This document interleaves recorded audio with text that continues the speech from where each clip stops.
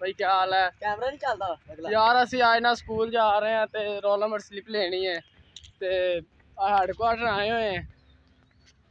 School जा रहे हैं। एक मेरा नाल भाई मेरा स्कूल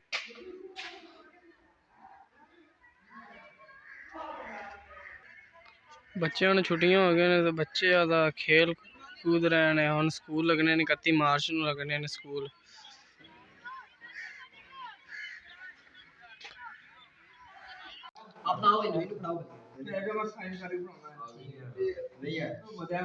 सारी जिन्नियां हैगा तुसीं लाई जाओ यार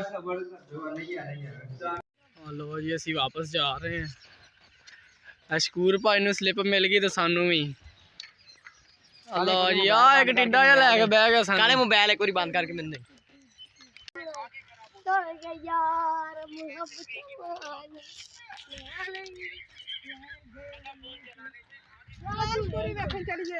पूरी ए हैं नहीं जाना देखना